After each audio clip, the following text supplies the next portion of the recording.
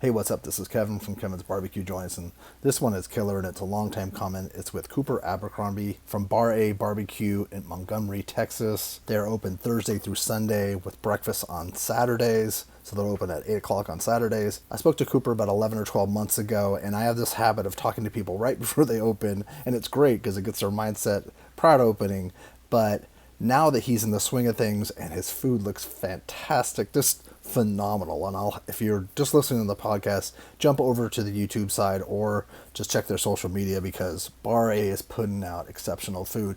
And so I wanted to get his mindset and figure out how he was feeling, if everything that came to fruition that he thought would come to fruition, about his process in general. I knew fire management was big for him. He goes into depth on that. He goes into sausage making in depth. He talks about his relationships with Lane and Johnny from Goldie's and how that has shaped him to become a better barbecue cook for putting out the best bite of everything that he does. It's exceptional. He's sitting outside on a recliner right outside his pits. There's times where it sounds like he's outside, but it's so good. I can't thank Cooper enough for taking the time. This one has so much information. There's no way, if you're a barbecue aficionado or you own a restaurant or whatnot, you will get so much from this. So be sure to stay safe and visit your local barbecue joint. Let's start off too. Is that a chair, like, has that been in your family or something? Or was that something, or does that just come with the... I bought this rocking chair, recliner, whatever you want to call it. I bought it like probably 5 years ago. It was right.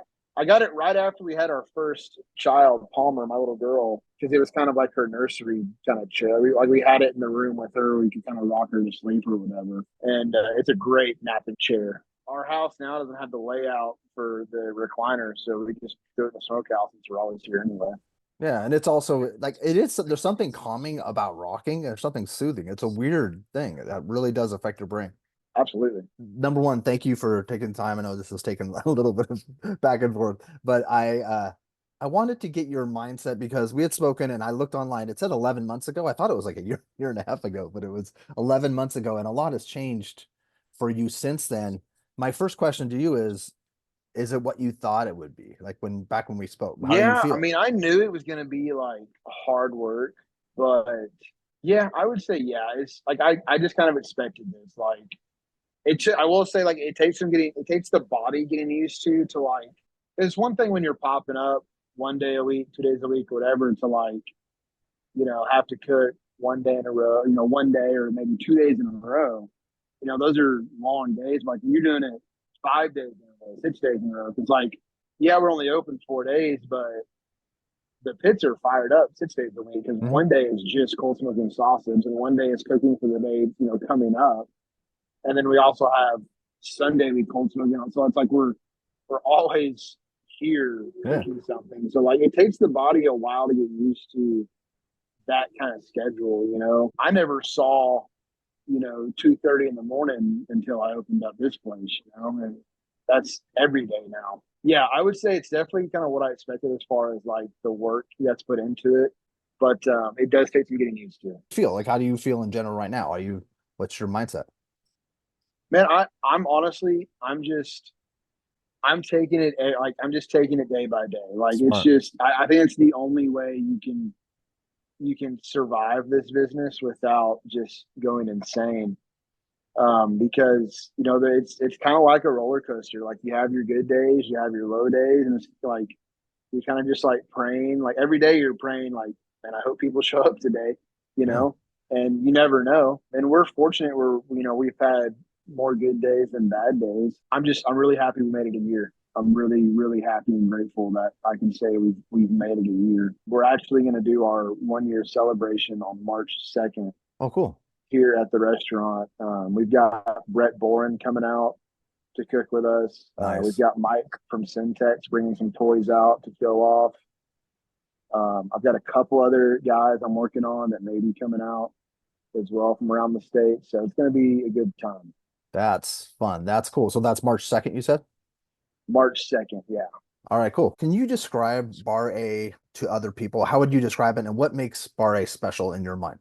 So I would just say like we're just classic barbecue. Like we're just trying to execute the basics really, really, really well. We have a smaller menu. I think, what I say is a smaller menu. We've got four sides. We've got I don't know how many proteins.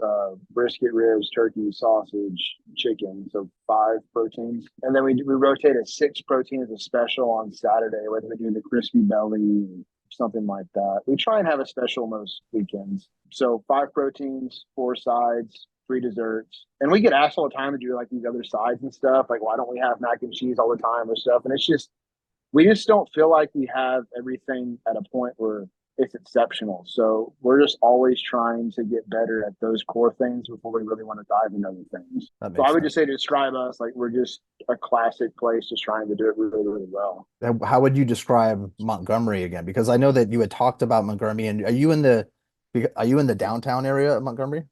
Yeah, so we are right in the heart of downtown Montgomery. So downtown is 105 and 149, the intersection, Okay. and we are 200 yards west of the intersection. So like we're right there. Montgomery is, and it depends on how you view Montgomery. If you like city limits Montgomery, there's only a couple hundred people in city limits, but we have, I don't know, I mean, hundreds of thousands of people within 10 miles of us. We have 2 5A high schools here in Montgomery. Oh wow. So, it's a big town as far as everything around the city limits. There's lots of neighborhoods and stuff, and we're just continuing to grow. I think we're in a really good spot. We're in a really good location for where kind of what's to come to the city, because it's fortunate, being in this spot where we have. I've learned to meet a lot of the people within the community I didn't know before, that kind of know, what other restaurants are coming, what other neighborhoods are coming, what's coming down the pipeline through the city, and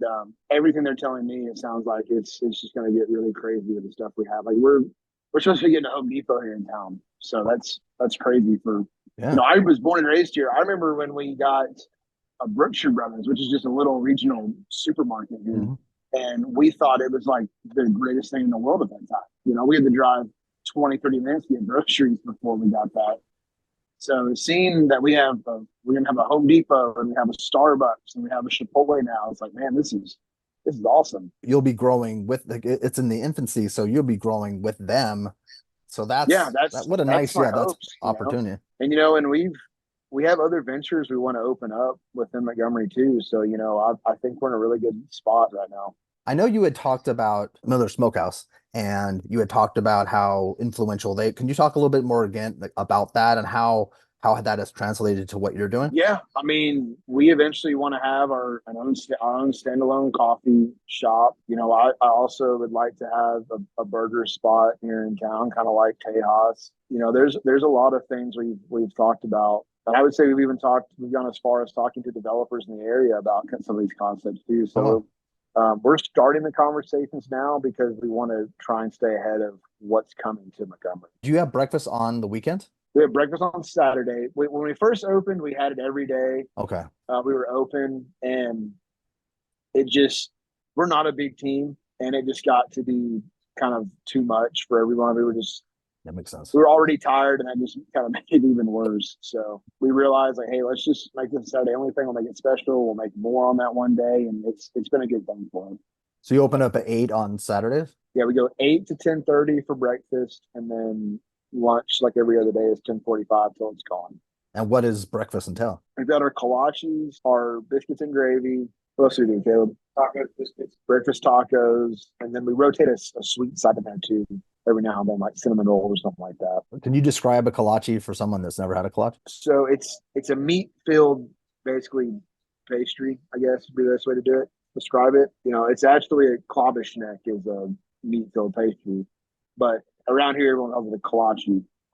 A true kolache is a sweet filled pastry. And you fill yours with brisket or?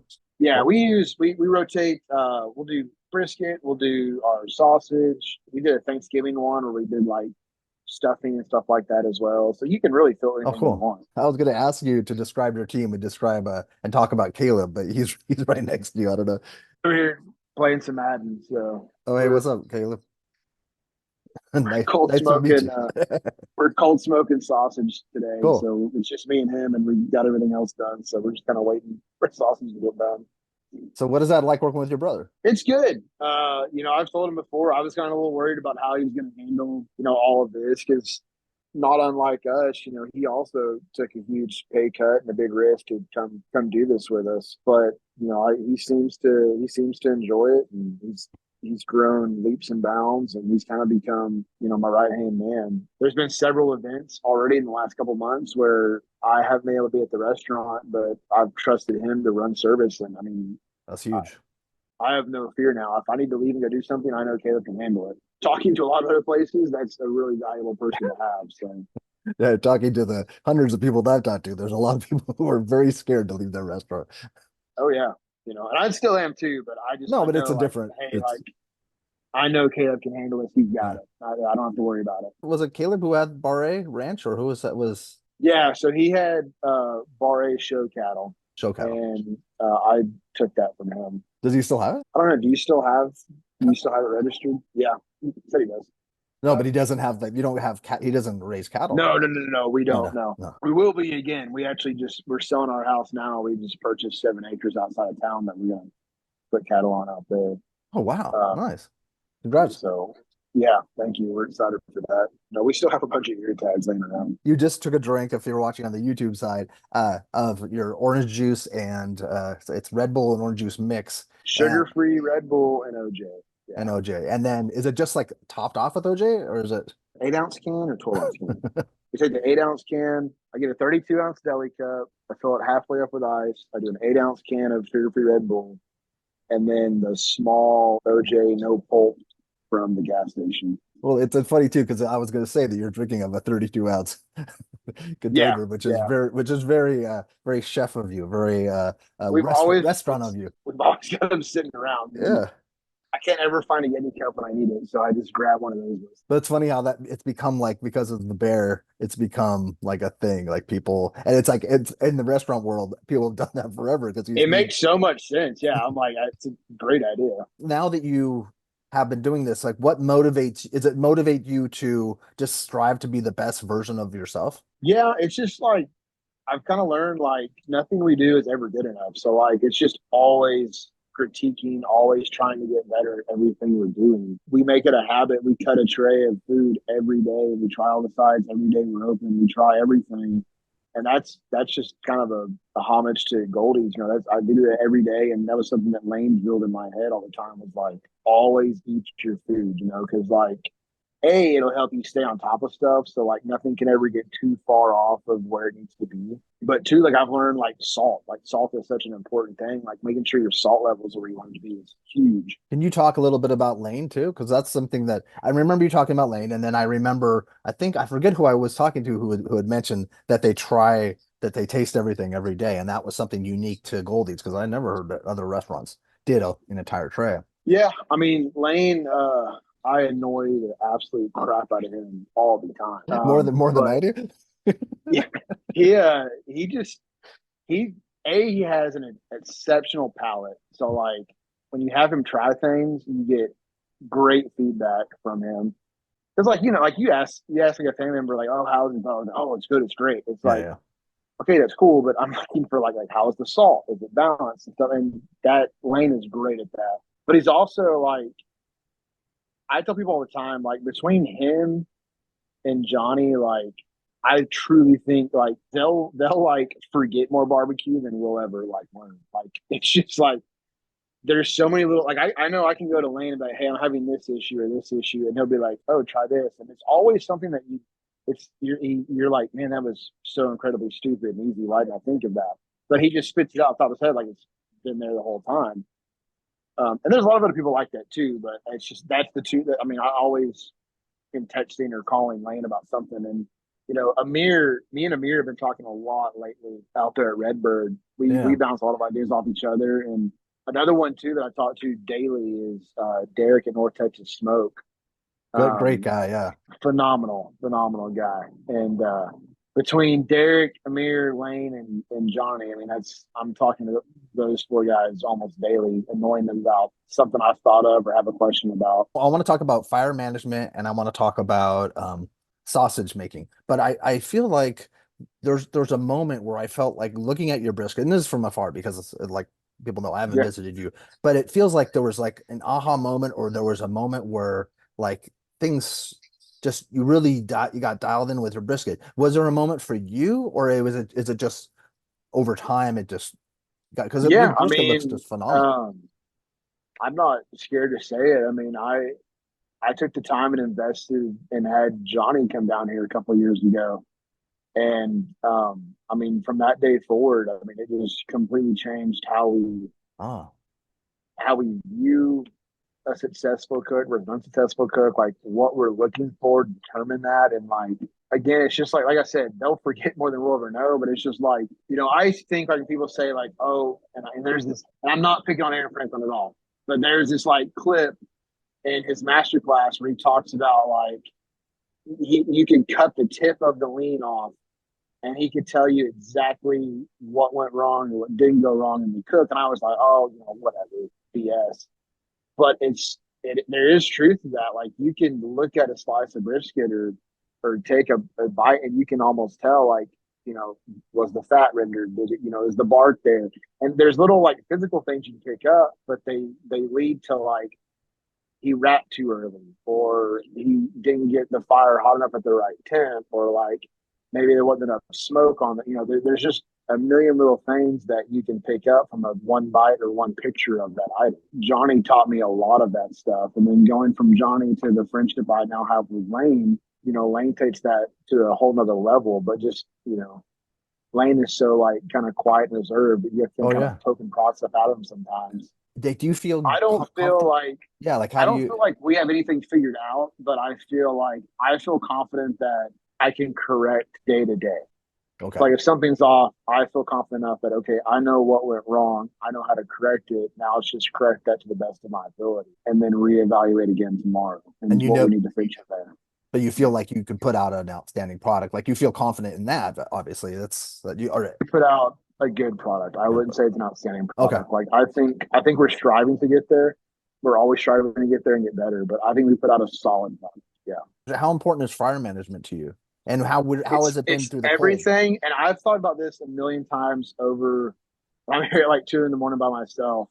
I think something that not a lot of people talk about is within fire management is the coal bed. But I think the coal bed is maybe more important than the actual fire itself. Because like I'll look at some pictures of some stuff, and like here's something for example. Like I'm always looking at if someone shows a picture of like a point end of the brisket, a slice of point or fatty, whatever you want to call it. Like if that back end of the brisket is kind of like really, really dark fat, like almost dark, dark, dark brown, it got way too hot. And then I can like I'll go back and kind of look at their stories and like see if they posted videos about their fire, and I'll be like, oh well, their coal bed is freaking massive.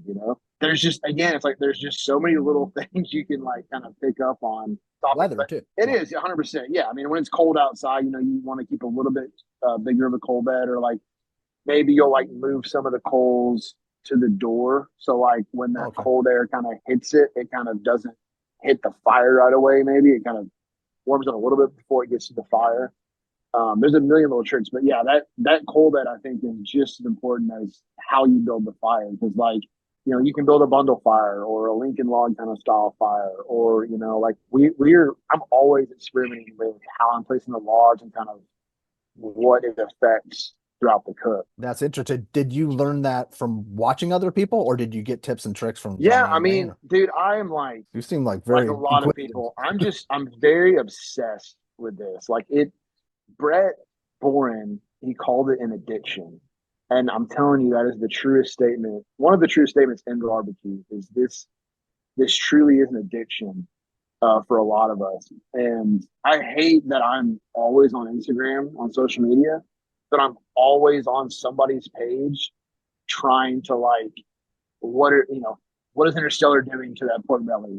Can I pick up anything on like how they're like I'm always on people's I pages love that. looking at what they're doing and seeing how they're doing things. We're all me and Caleb always go on there and like we've got our own little group text chat that's like labeled just platter pictures. We'll send platters that we like or don't like and critique them from all over Instagram. And like we'll notice little things like, oh, I really like how they laid the brisket out. Let's try that tomorrow. Or like, oh, I don't like the grease spot over here. Let's make sure we're not setting stuff up and putting it back down. There's a million little things on there. I'll say, kind of out your neck of the woods, I think someone that does incredible job with plating is Moose. They have their plating down Yeah. very, very well. I always notice like it's like out of a textbook, man. Like Yeah. they've got little pops of color throughout in the perfect spots. Like it's just really, really nicely done. I Agree. I think agree. Goldie's does the exact same thing too. And this is off, I mean, kind of sidebar, but like not platter, but plates. I love looking at nickel weight plates Oh and yeah. the plates that Little and Lewis does. I think they do one meat, two meat, three meat plates better than anybody does as Mhm. far as presentation. And they're yeah, so pretty. Yeah, like so. Yeah, that's very true. That's a great aside. I love that. I wanted to know your because I'm so intrigued by sausage making. How many days and what's your sausage making process? So we've kind of like developed somewhat of a system with how we did it. Like we used to just kind of whatever trim we had after trim day, we'd weigh all that out and be like, all right, we've got 80 pounds of lean, 100 pounds of fat. We could make, 110 pounds of sausage or whatever the math worked out to. But we've got it now to where like our stuffer is a 30-pound stuffer. So we make 25-pound batches. So after we trim, we're always have bus tubs, 25 pounds weighed out of lean meat, fat, deckle fat, and pork rib trim. And so we always have one or two or three bus tubs of those weighed out. So we can come in the next day and whoever's here at 2 or 3, it should be me and Keegan will come in a couple days too, and we'll just start knocking out sausage. Because I've learned like you can never be too far ahead on sausage. Like you basically just always are making sausage. Are you on like a 3 day when you start So to produce the sausage? yeah, so like our sausage process would be, if you want to count day one of like Yeah. prepping the tubs, I guess that's one Okay. day. Yeah. Day two would be we come in and we season all them, then we add the liquid to it, we grind it, we mix it, we stuff it, link it, cut it, we put it on trays to dry out overnight, and then we'll cold smoke on day three. Sometimes we go to day four if we just don't feel like doing it Yeah. on day three. And then they cold smoke for 4 to 5 hours. We pull them out, we put them back on the racks to dry them back out overnight, and then they go into bus tubs for service next day.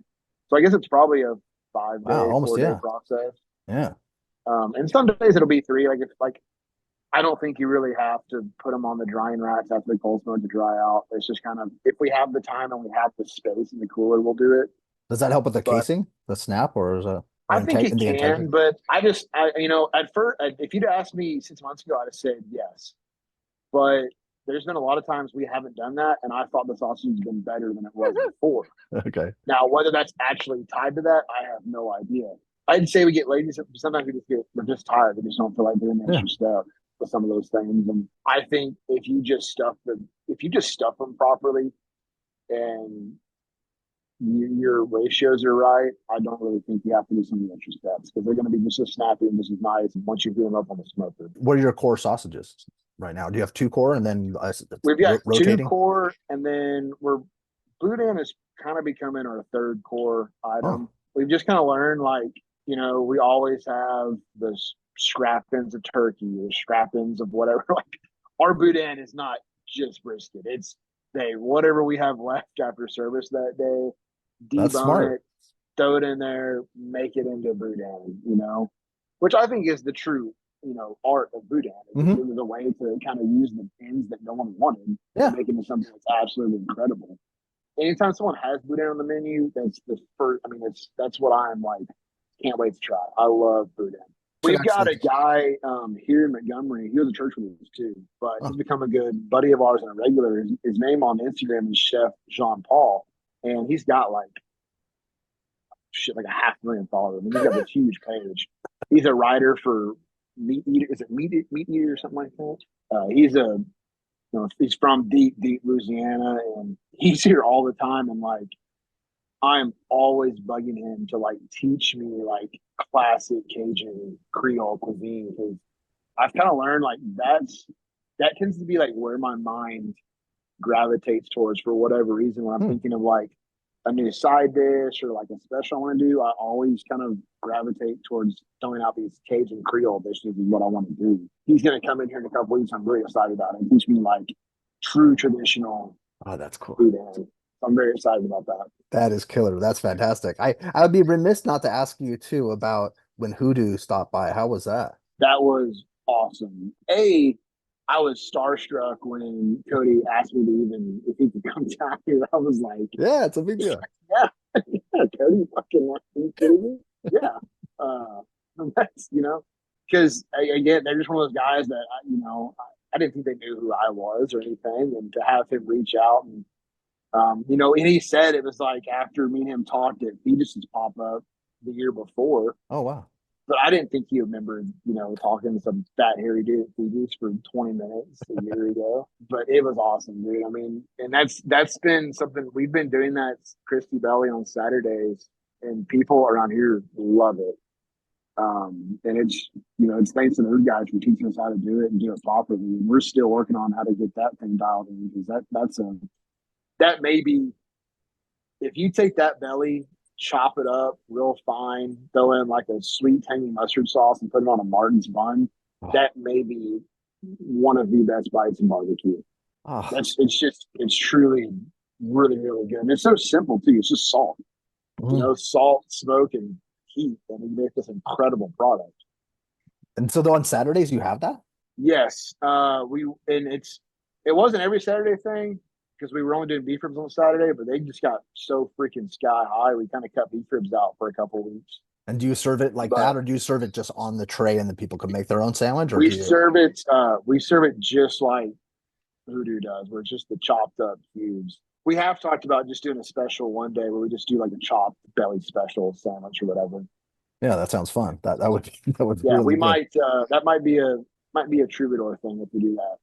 Oh yeah, that cool. We Was might it we might do May or? chopped belly sliders or something like that. Yeah, it's May. I think I saw What it. was it? May. We think it's May. It Yeah, just got released today. yeah. I think I saw. Which Okay, I could put a for all the link. listeners, if you have not bought, y'all definitely need to come out for that. That's a great event. Yeah, it's one of the best on the planet. And your sides, can you go over what your sides? Our core sides are pinto beans. We do the tater tot or cheesy tater casserole, whatever you want to call it. We've got brisket dirty rice. It's been a new addition. We did about 4 or 5 months ago, and people Oh, love that. And then we do cucumber salad as a cold side. Now we do try and rotate in a fifth side of the special. Like last week, we did gumbo one day as a side. This week, we're going to do pork hash and rice as a special. And I think the week after, we're going to do jalapeno cheese for it. oh, cool. Okay. So we always have four, and then we try and rotate a fifth one in that you can't pre-order anything. You just got to show up and be here to get it. And is Shelby, your wife, involved with the desserts? And then can you go over what those are? Yes, she does all the desserts. She does all the breakfast baking, as well as she cuts half the time too for us on the block. All right. So the beef tallow chocolate chip cookies, which we use tallow instead of butter in Ah, those. She does our honey butter cornbread, which is just a really, really sweet cornbread that has been covered in ungodly amount of butter and honey. So it's super sweet, sticky. And then we do we call it Palmer's banana pudding. It's just a banana pudding recipe with a tons of cookies, and we top it with ginger snap. and how special is it to have her working with you? It's awesome. Some people can't stand working with their spouses, Yeah. but I don't. I mean, after having the chance to do it for this year now, it's been great. It's good for I think it's made our marriage better. It's because we get to kind of both ride the highs and lows together, and she handles all of our catering requests and bookings and invoices, and she's just taking such a load off my plate with everything she brings to the table. Having someone that you could bounce off things and when you have a crappy day or a bad day. And Yeah, I I mean, I like, yeah. she's not, she's not immune to an ass chewing like everybody else is around here. And, Yeah. but I, I mean, she's my best friend. I Cool. couldn't do this without her, Yeah. without a doubt. And I like that you said at the beginning of this too, that there are bad days because I think that people tend to just show their good days on Instagram, like everything's jolly, everything's wonderful. And there are like hard days. And there's days where like you thought you cooked a lot, you thought a lot of people would show up and not as many show up, or it's just, weather related or whatever related. Yeah, I mean, when we did Ant's video, when he came out, that Thursday was really slow, and he was like, "Hey man, do you want us to like kind of make it look?" I was like, "No." I was Yeah. like, "You need to show this stuff like this." I told him, I said, "It's not all sunshine and sellouts, man. Like sometimes." sometimes it sucks, you Yeah. know. Yeah. You look up, it's 5 o'clock, and you've got 15 briskets left, and you've done 30 tickets. It fucking sucks, you know. Yeah, Not definitely. fun. But then you have the days where you blow through 30 briskets on a Saturday and lined up the door all day, and it's a blast. So I mean, I've kind of learned. I think the restaurant world, you just kind of have to learn to capitalize on the busy days to kind of get through those slow days or slow weeks or seasons or whatever. Yeah. Can you talk about before I have like a bunch of kind of random questions, like kind of off barbecue, but fun? Can you talk about the Houston barbecue throwdown? Yeah, a couple weeks ago, I was at St. Arnold Brewing. They do it every year. There was us and 12 or 13 or 14 other places there from around Houston. And you do a one bite dish, and you have a first, second, third place for People's Choice and Judge's Choice. And we got first in the People's Choice, and we got second place in the Judge's Choice. And we just did the Roy Lewis style, beef cheek. But we called it the beef cheek foldie. We put a slice of beef cheek, our pickled red onions, cilantro, onion, and then we did a salsa verde for it on a Martin's potato bread slice, Oh, and it was great. People loved it. how was the event No, overall? it's just a really good dish. The event was great. It always is. Those guys do a great job. JC Reed and all them. It was a fun event. It's one of my favorite ones of the year. We were fortunate to get invited again. It's our second time to do it, and hopefully we get an invite again next year, and we can go have another good time with them. Is there a barbecue joint that you've seen online or sausage or something that you haven't been to that you want to go? Is there somewhere that you like a wish list, a bucket list, or a couple places that Man, there's a couple places, and I'll say this too. It's not finalized, but we are working on doing some events at their place this year. I really want to go to Grasslands. Mhm. A, because they're all Sooner fans, which makes them super cool in my book. I really want to go to Hoodoo, mainly for Hoodoo, but B, because I love Boston. I want to go back to Boston for a couple days. And Hoodoo, I just want to go and get all the different sausages that Oh yeah. Tyler cooks up there. But shut up, Tyler. I talk to Tyler all the time too. I forgot about him. He's gonna be upset with me if I don't mention him. Yeah, Tyler's one of the best. One of the best. Tyler's my favorite. Not only food wise, but I didn't know the dude was a CPA until a couple months ago. Being able to have someone like that you like, hey man, like, is this legal? Like, can I do this? Well, that's He was cool. great. That's funny. I didn't know it. I knew he was a CPA, but I didn't know that that people were going that people like you would ask them questions. That's smart. It's smart. I ask anybody. I'm not afraid to ask anybody a question. Good. Um, but no, Tyler's great. And just starting with Grasslands, I mean, those guys are the definition of like sourcing Yeah. local ingredients to make these incredible products. So I really want to go see those guys. I want to go see Blake because I want to go see Blake's restaurant because that Yeah. is maybe one of the coolest looking restaurants I've ever seen in my entire life. Taking that old mill house and making it what it is today is absolutely incredible. But as far as Texas, man, I really want to go. I need to get out west. I've got to go to Brickball. I got to go see those guys. We got to get out to Marfa, go see the Convenience West crew out there. I really want to go make a Lubbock run. I've been talking about that for a while. Like Lubbock in Yeah. itself is almost its own little barbecue crawl Oh for a yeah. day. Hmm. Between names, you've got Hill Barbecue, Pit Forts, Evie Mays. And I feel so bad leaving. I wanted to go hang out with Ian at Tom and I Bingo, but know. unfortunately, I saw he's going into other ventures. I want to go to Regino. I want to go to the new pop up, the Jimenez guys, Friendship Barbecue. Hmm. Those guys, their stuff looks incredible. I've done the DFW scene. I've done the Austin scene. Have you been out to Butters? I have not been to Butters yet, and he is on my list. He actually came up here and ate at our place just randomly one day, and I've got to get down there. He puts out some of the best looking brisket in the state. When you look at, I mean, everything he does looks absolutely phenomenal. That Spanish rice has some of the Yeah. prettiest color I've ever seen.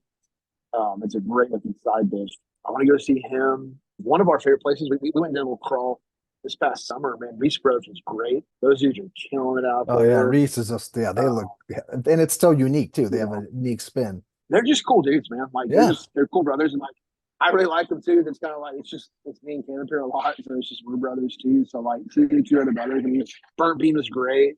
It was everything I expected it to be. From two guys that have been nominated for James Beard multiple times now. You know, Crazy. Yeah, it's crazy. It's great. I mean, we did Miller's again a couple weeks. I mean, we go to Miller's probably too much. We should go to other places, but I always get drawn back to going to Miller's. Hey, that's not a problem. I think that's okay. I think as many times as you give them business, I think they deserve it. They're that good. I want to know what's your favorite album of all time. Anything John Ballman puts out. Lately, I've been listening a lot to some of his older stuff, more specifically a song called Next Time Around the Sun. We listened to Next Time Around the Sun probably a million times. It's just a song about living life, you know, while you can, while the people you have are around you. You know, not putting that trip off, not putting that beer with your dad off, you know, not you know, the whole mindset of just, you know, oh, I'll take the kids to the park next week kind of thing, you know. It's a really, really good song. It's important advice. It's definitely important advice. I learned that very recently. So We're all living that now with, you know, with John, you know, yeah, passing, you know, it can be gone. This all of this can be gone in a split second. yeah, Um, it's definitely made me, yeah, with that, like that added on, that definitely made me reevaluate a lot of things that I was doing. Absolutely. What tragic. What's your favorite movie? Honestly, I watch Cars 1, 2, and 3 probably once a week, if not every other week. I don't know why. I'm like when I'm in there trimming by myself, we have a little TV in the kitchen. I'll put on Disney Plus, and I'll generally put one of the Cars on in the background. That's I really cool. like Cars. For selling out, should people, is there like on the weekends, do you sell out earlier? Or is there somewhere, is there a sweet spot to So come? yeah, we definitely we're to the point now where we're cooking probably more than we should most days, but I'm really trying not to sell out. So I'm really trying to have food until 5:30, 6 o'clock. Oh, cool. The 4 days we are open. Now we're only open till 4 on Sundays, but we've yet to run out of food on a Sunday.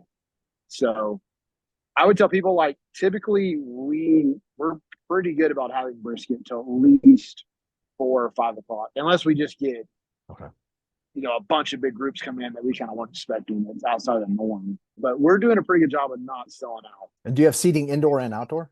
I've got 32 seats inside, and I've got 26-foot fidget tables out here Oh, cool. outside. Excellent. Okay, cool. And then is there anything that you want people to know about you? Like, what don't we know about you? Is there something that, I'm a big Sooner fan. I mean, I follow. I'm a college football nut, so anything college football, I'm about. what's your pro team? Do you like a pro team? Not really. I mean, I like players in the NFL. So there's players I follow, Yeah. mainly Sooners or other guys I like. Well, that's cool. You know, there's still a lot of guys since my dad's been coaching for so long, and I've met so many coaches, and I've got friends that are coaching on college football staffs and all of the country. So there's certain players that like maybe my buddy had a hand in teaching him or whatever. So I kind of follow those guys. But I would say I probably gravitate towards like the Cowboys. I like the Cowboys. I also like the Texans though. I would say I'm probably more of a baseball fan than I'm an NFL fan. Like I like the Stros. I also like the Rangers too. I'm kind of a weird person that I like both of them. Now, if the two play, I'm going to cheer for the Astros, but I like the Rangers and the Astros. Is your dad, do you, because I remember you had mentioned your dad, did your dad, is your dad still involved with the business? Does he come and, Yes, he's our dishwasher and beer cooler passer out or Saturdays and Sundays. oh, cool. Okay, that's cool. Because I remember how important what it was when we first talked. So that's really cool. So this is, I thank you so much. There's so much information. And I feel like this is, I know, like I'm thinking about calling this like the real interview or something goofy or something funny because I kind of feel like this is because before it was all kind of speculative. We didn't know what this would be like. And now you're in it. So I'd like, it'd be cool to revisit maybe in a year or two, like every, Yeah, no, I was terrified last time, and now I'm just tired and terrified this time. So no, it's you're awesome. I yeah, appreciate you so much. that's my goal is to make it to year 2. So hopefully All talking to right. you in year Yeah, 2 yeah, let's or do it every, yeah, about once it. a year. When people come out, is there anywhere in Montgomery to stay? Like, is there any places you recommend? There is there's not any hotels in Montgomery, but there are a ton of Airbnbs. Oh, cool. Lots of little cottages downtown that are you can walk all over downtown in. When Ant and them came, they literally booked an Airbnb that was like 50 yards from the restaurant, Oh, just down the cool. street, and they I'll just talk. walked every morning and walked all over downtown. So I'll ask there's him a too. bunch of Airbnbs. Have a great day. Thank you so much. Kevin, you're the best, buddy. Appreciate all you do. You as well. Take care. Appreciate it. Bye, Bye. buddy. Bye.